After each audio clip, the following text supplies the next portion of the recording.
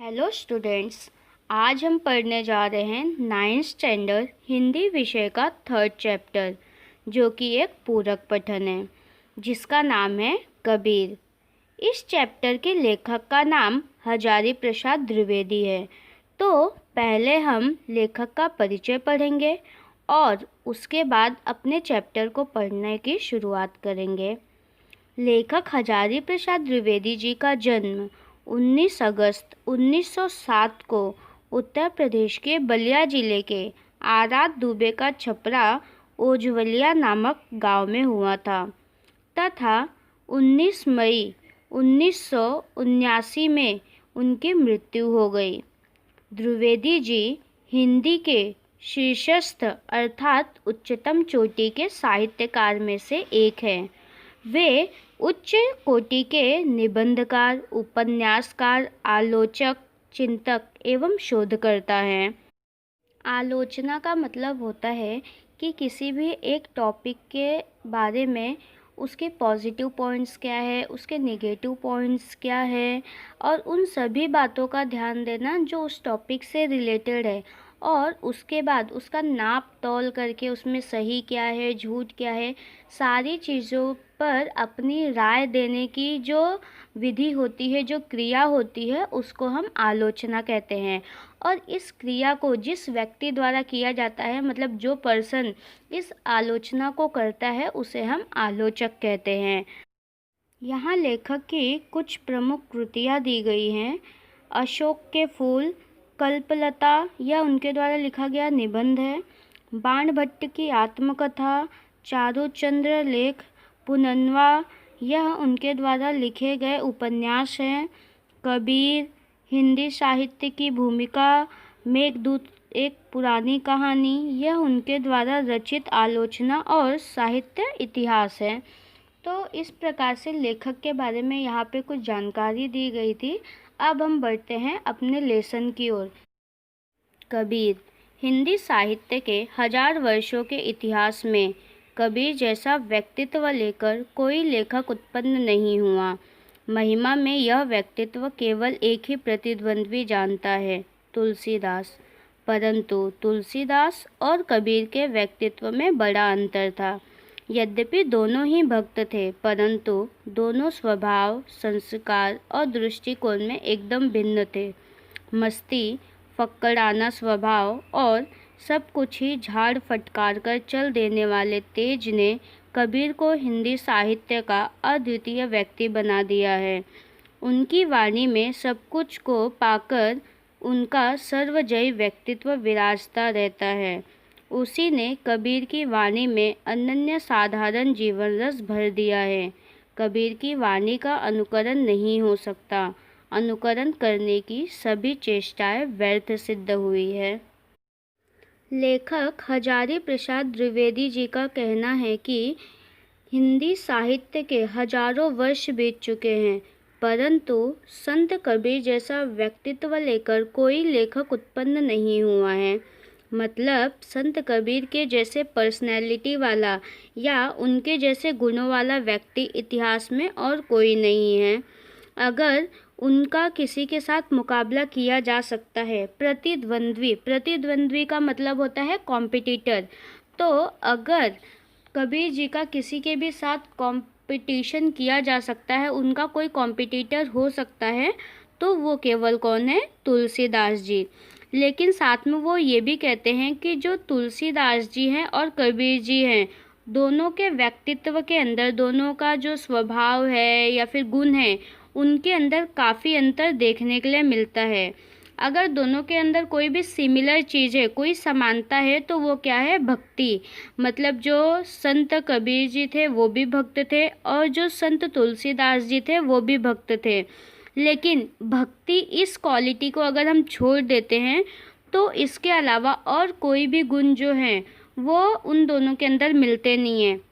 जैसे कि दोनों का स्वभाव अलग था, दोनों के संस्कार अलग थे, दोनों के दृष्टिकोण अलग थे। मतलब दोनों का जो बिहेवियर था वो भी अलग था, दोनों का जो नज़रिया था वो भी क्या था? अलग था। तो इसीलिए वो यहाँ पे क्या कहते हैं कि कॉम्पिटिटर के लिए तुलसीदास जी हैं, लेकिन दोनों का जो तरीका है, हर एक चीज़ का जो दोनों की क्वालिटी है वो क्या है, अलग है। मतलब हम ये ऐसा कह सकते हैं कि जो उन दोनों की महानता है वो एक जैसी थी, इसीलिए दोनों एक दूसरे के कॉम्पिटिटर हो सकते हैं। लेकिन अगर हम बिहेवियर की बात करें, नज़रिए की बात करें, तो वो दोनों का क्या था, अलग अलग था। जो संत कबीर जी थे वो मस्ती, फक्कड़ाना स्वभाव के या सब कुछ झाड़ फटकार कर चल देने वाले इंसान में से थे। मतलब जो कबीर जी थे वो ऐसे व्यक्ति थे कि जो किसी चीज़ की चिंता नहीं करते थे, हमेशा अपने में मस्त रहते थे। फक्कड़ाना मतलब किसी भी चीज़ को तुरंत बोल देना, मतलब अगर उनके मन को लगा कि हाँ ये चीज़ सही है तो तुरंत वो उस चीज़ को बोल देना, इस प्रकार के व्यक्ति वो थे। उसके साथ साथ अगर उनके सामने कोई भी गलत बोल रहा है तो वो उसमें हाँ में हाँ नहीं मिलाते थे, बल्कि सामने वाले व्यक्ति को डांट फटकार कर वहाँ से वो चल देते थे। और उनकी यही जो क्वालिटी है ये उनको अपने आप में क्या बनाती है, अद्वितीय बनाती है। मतलब इस इतिहास में उनके जैसा और कोई व्यक्ति नहीं है, वो सबसे अलग व्यक्ति है, सबसे अनोखे व्यक्ति हैं। इस प्रकार का व्यक्ति उनको यही सारी क्वालिटीज़ उनकी बनाती है।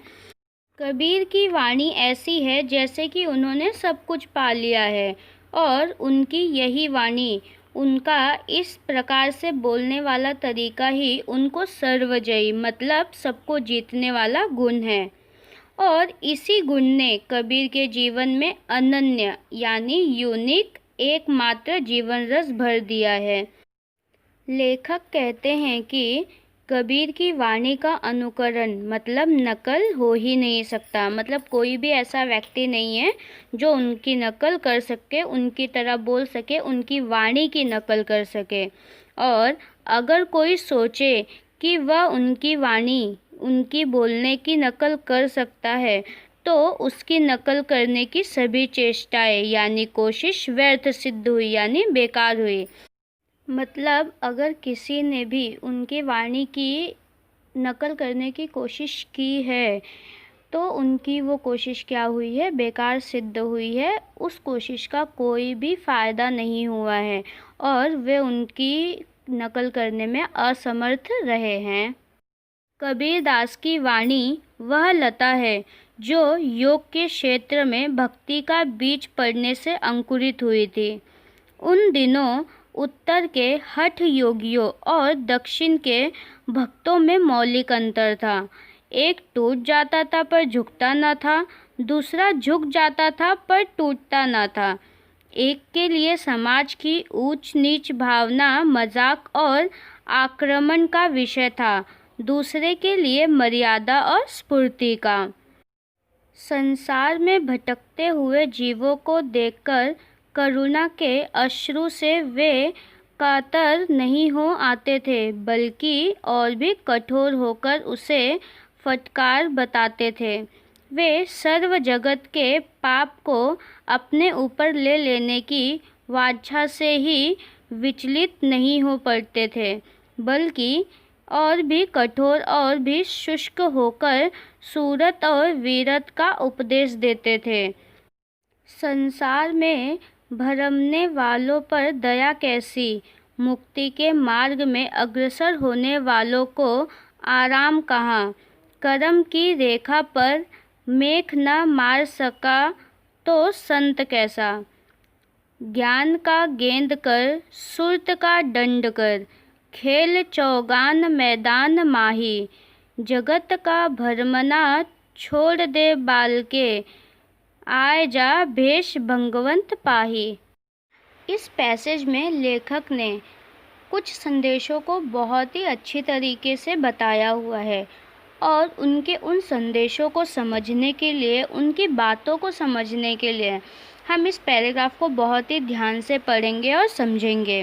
देखो, कबीर दास की वाणी वह लता है, मतलब जो कबीर दास का बोलना है, उन्होंने समाज के लिए अपनी जो वाणी लिखी या फिर बोली है वह ऐसी लता है जो योग के क्षेत्र में यानी ऐसी जगह पर जहाँ योगी मनन करते हैं या फिर ध्यान करते हैं, उस क्षेत्र में भक्ति का बीज पड़ने से, अर्थात देखो भक्ति यानी क्या होता है, श्रद्धा या फिर किसी पर आदर पूर्वक आस्था रखना या फिर विश्वास रखना। तो कबीर जी का जो आदर पूर्वक विश्वास था, उनकी जो आस्था थी, वह उस क्षेत्र में पड़ती है जहाँ पर योगी क्या करते हैं, मनन करते हैं या फिर चिंतन करते हैं। तो और वहाँ पर पढ़ने पर उनका वो जो भक्ति है वो क्या होती है, अंकुरित होती है। अंकुरित होना मतलब जब किसी भी बीज को बोया जाता है तो उसमें से सफ़ेद रंग का अंकुर निकलता है। उस अंकुर निकलने के बाद वही अंकुर कुछ समय बाद बड़ा होकर एक विशाल पेड़ का रूप धारण कर लेता है। तो यहाँ पर यह जो अंकुरित होना है उसकी तुलना कबीर जी की वाणी की शुरुआत करने से हुई है। मतलब कबीर जी की वाणी की जो शुरुआत है वह और उस बीज का अंकुरित होना, ये दोनों की तुलना आपस में की गई है। यहाँ पे देखो वही चीज़ बताया गया है कि जो उनकी शुरुआत होती है वो शुरुआत बाद में क्या करती है, एक लता का रूप धारण कर लेती है। और आज वही लता, आज वही ज्ञान हमारे लिए बहुत ही ज़्यादा महत्वपूर्ण है।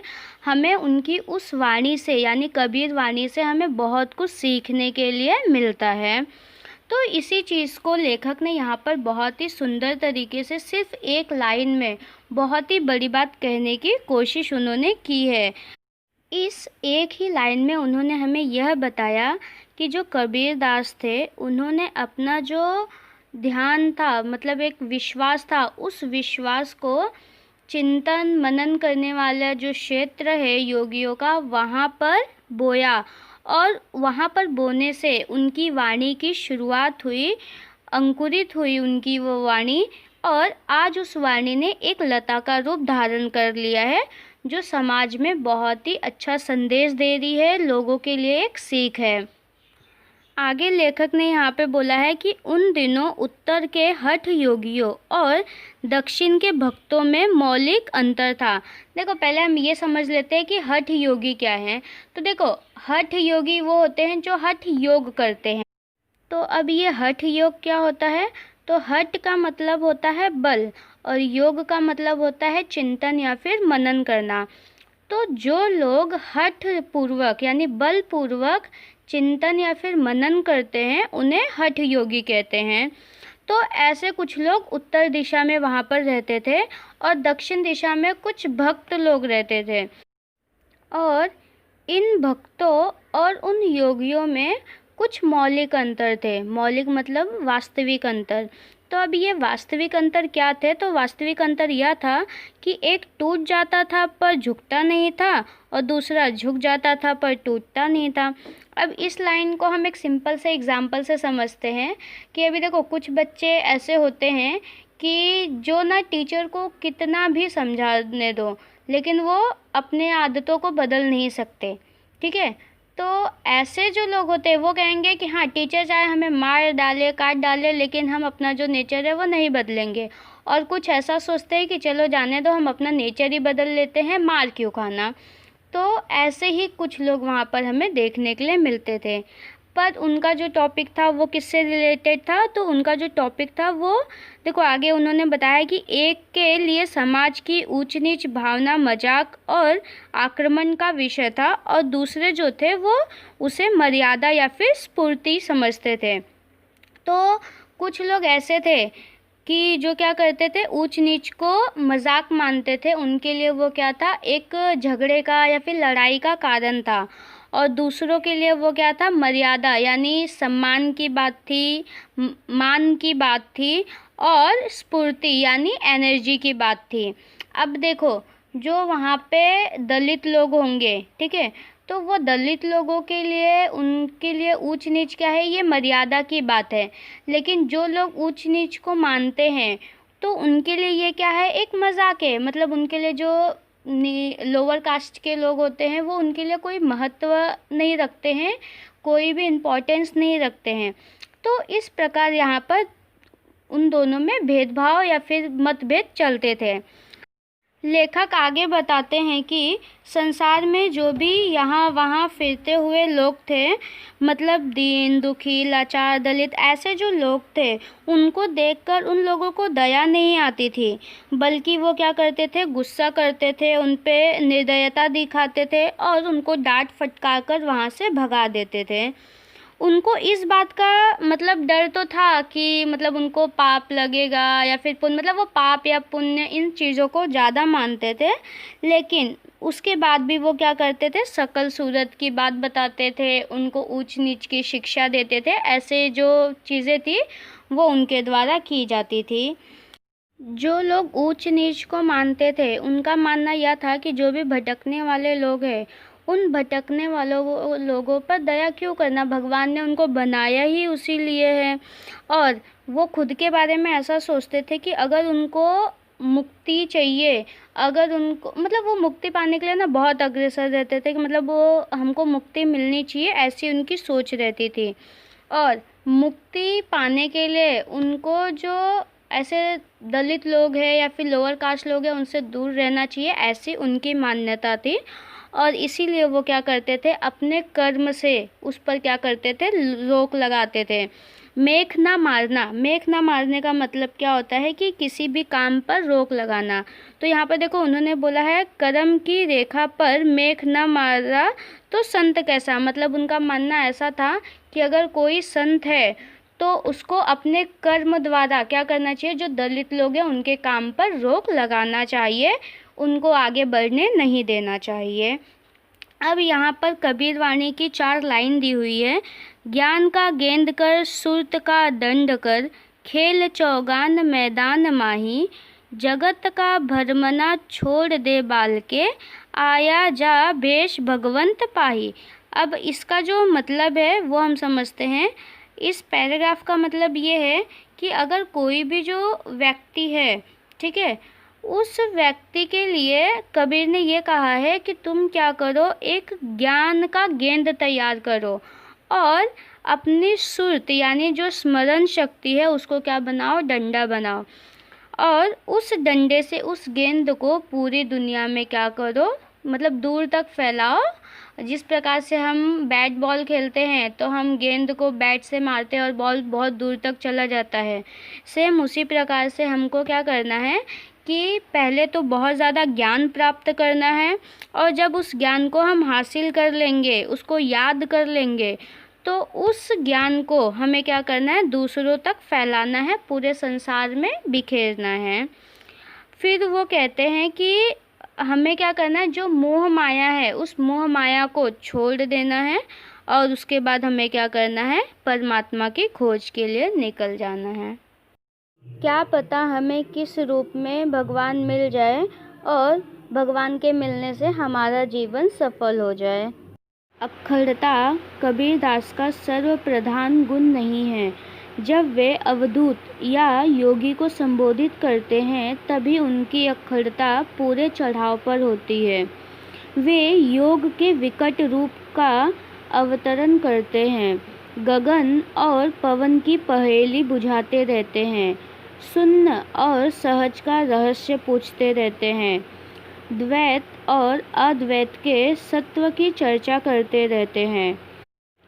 अवधू अक्षरहु सो न्यारा, जो तुम पवना गगन चढ़ाओ गुफा में बासा, गगना पवना दोनों बिनसै, कहाँ गया जोग तुम्हारा, गगना मधे ज्योति झलके, पानी मधे तारा, घटिगे नीर बिन सिने तारा, निकर ही गयो के ही द्वारा। लेखक कहते हैं कि अक्खड़ता यानी उजड्डता जो है वो कबीरदास का सर्वप्रधान यानी मेन या मुख्य गुण नहीं था। मतलब कबीर जो हमेशा मस्त रहते थे, जो लोगों को उनको सही लगता था वो उनके मुंह पर तुरंत बोल देते थे।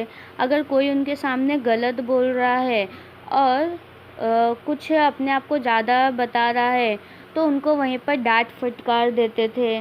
तो उनका ये जो उद्यतता वाला गुण है, ये उनका मेन या फिर मुख्य गुण नहीं है, बल्कि यह गुण तभी उनमें ज़्यादा दिखाई देता था जब वो योगियों को संबोधित करते थे, साधुओं को संबोधित करते थे। कबीर जी योग के विकट यानी संकट वाले रूप को सामने लाते थे। गगन यानी आसमान और पवन यानी हवा, इन विषयों पर वे पहेलियाँ बुझाते रहते थे।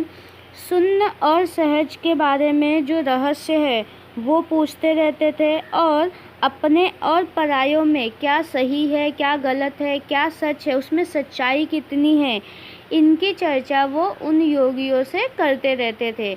और इसी से रिलेटेड जो लेखक है वो आगे 4 लाइन बोल रहे हैं जो कि संत कबीर द्वारा लिखी गई है। अवधू अक्षरहु सो न्यारा, जो तुम पवना गगन चढ़ाओ गुफा में बासा। गगना पवना दोनों बिन से, कहाँ गया जोग तुम्हारा। गगना मधे ज्योति झलके, पानी मधे तारा। घट गए नीर बिन सीने तारा, निकरई गयो के ही द्वारा।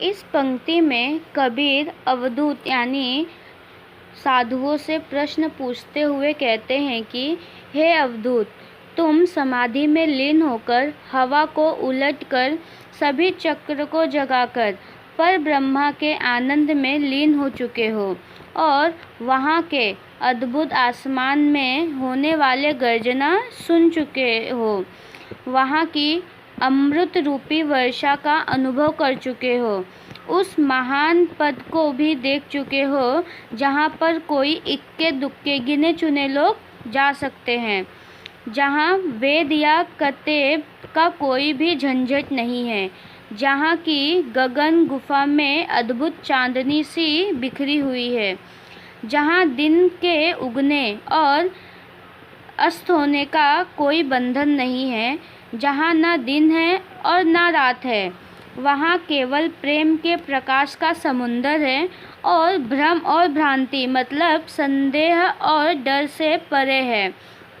उस ब्रह्मा के परम आनंद में समाधित होकर तुम वहाँ पर घूम आए हो और अपना आत्म साक्षात्कार कर लिया है, लेकिन तुम्हारी जब समाधि भंग होगी, तुम्हारा जब ध्यान टूटेगा, तब तो तुम फिर उसी भवजाल में लौट आए।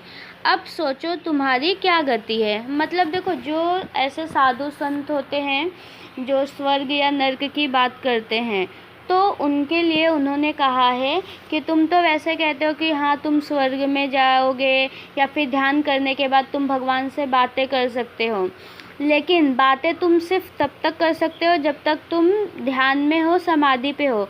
जैसे ही तुम्हारा ध्यान टूटेगा तो उसके बाद तुम इसी दुनिया में हो, इसी पृथ्वी पर हो, और तुम्हारा जीवन भी उसी तरीके से चलेगा, उसी तरीके से रहेगा जिस तरीके से बाकी लोगों का रहता है।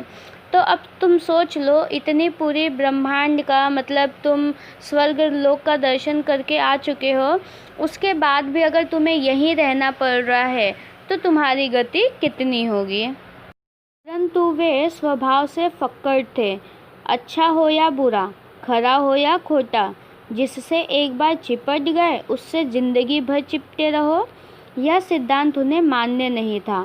वे सत्य के जिज्ञासु थे और कोई मोह ममता उन्हें अपने मार्ग से विचलित नहीं कर सकती थी।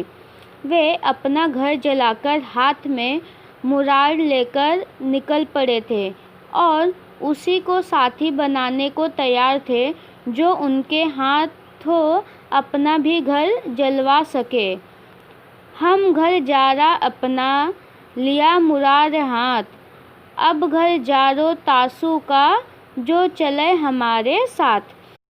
लेखक कहते हैं कि कबीर जी फक्कड़ थे, लेकिन वो भले ही फक्कड़ थे, लेकिन वो सही या गलत है उन चीज़ों का अंतर समझते थे। और वो ऐसे व्यक्ति नहीं थे कि अच्छा हो या फिर बुरा, खरा हो या खोटा, मतलब सही है या गलत है। अगर किसी एक चीज़ से चिपक गए तो फिर कंटिन्यू हमेशा लाइफ टाइम उसी चीज़ को मानना है।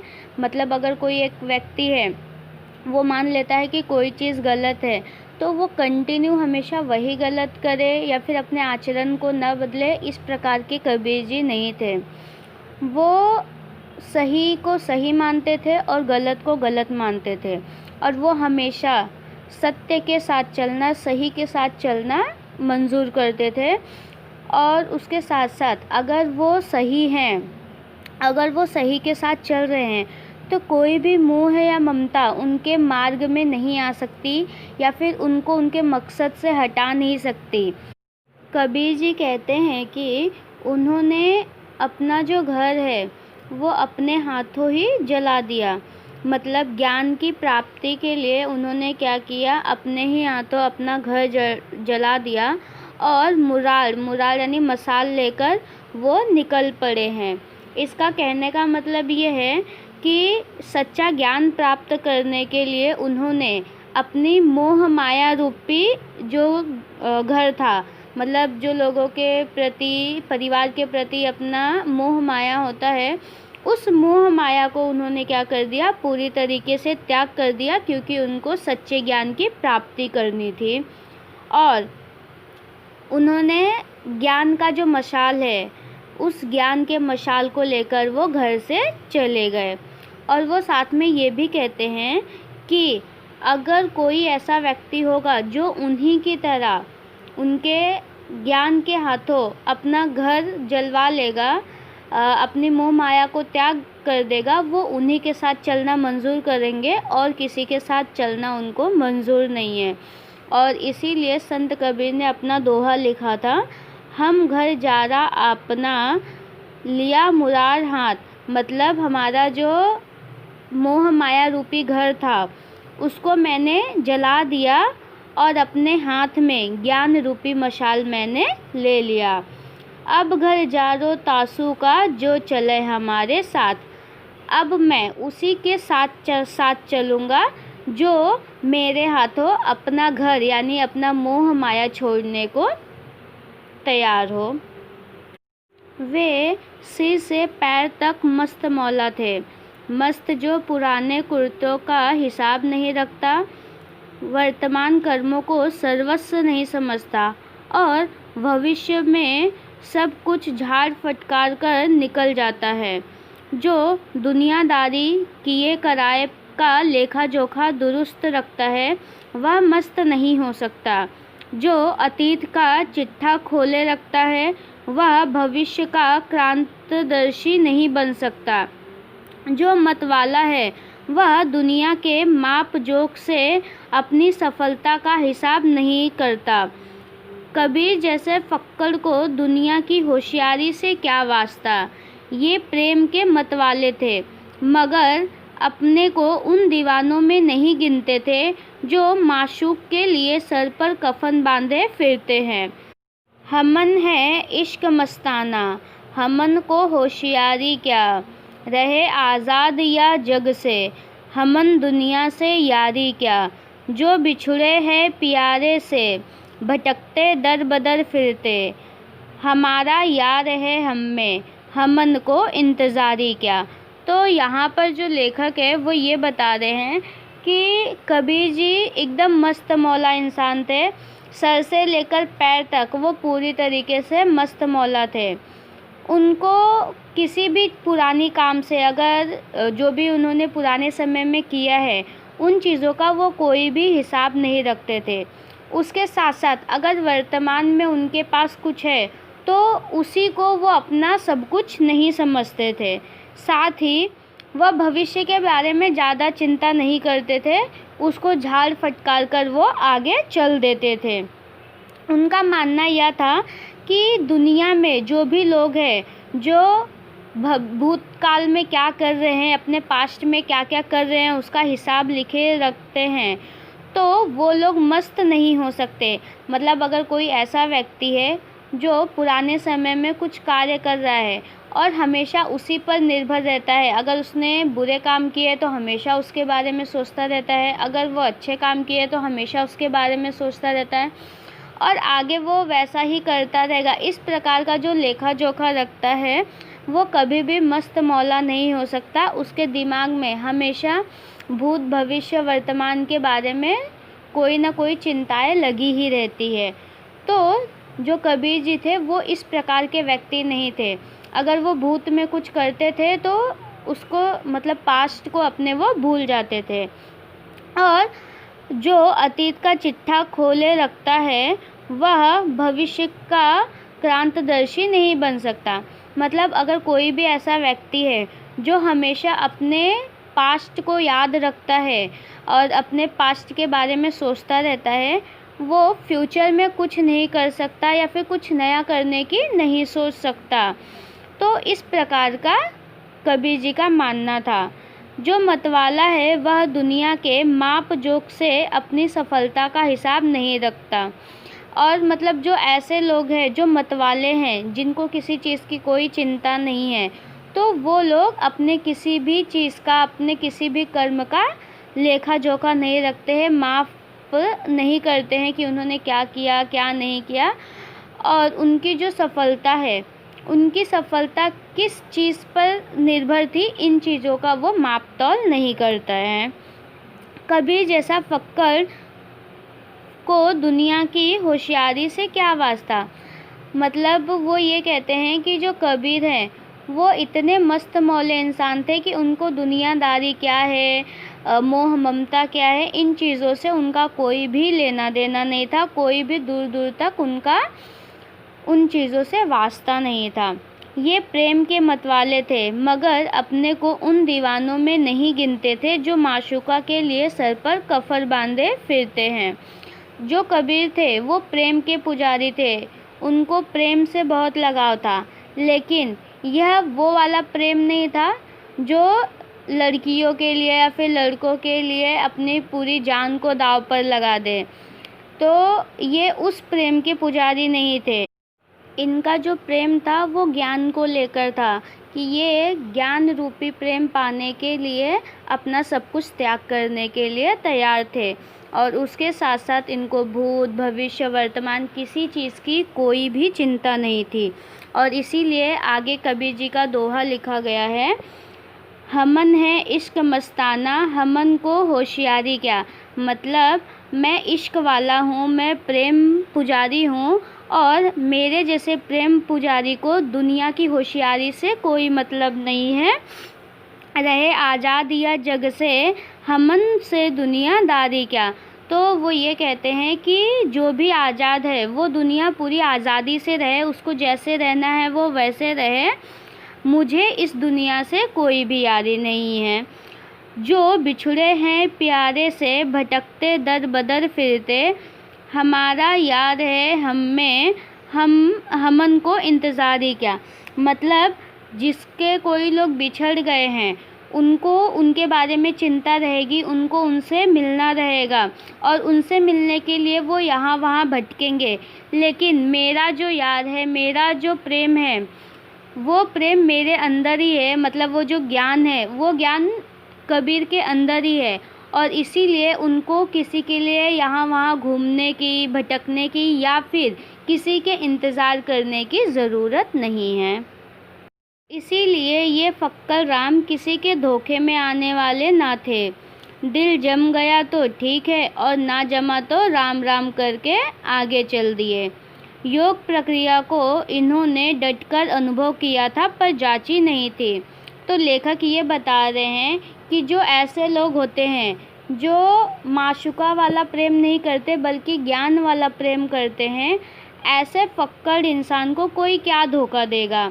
वो तो ऐसे इंसान होते हैं कि अगर उनका किसी से तालमेल जमा, किसी से बातचीत करनी अच्छी लगी तो ठीक है, अगर उनको सामने वाले का स्वभाव नहीं अच्छा लगा तो वो राम राम करके वहाँ से चल देते हैं, वहाँ से चले जाते हैं।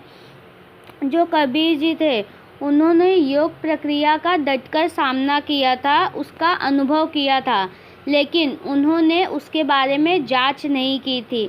वह कितना सही है कितना गलत है इस चीज़ का उन्होंने जांच नहीं किया था, लेकिन उसका अनुभव उन्होंने किया था कि योग क्या है, कैसे करते हैं, वगैरह वगैरह, इन चीज़ों के बारे में कबीर जी को जानकारी थी।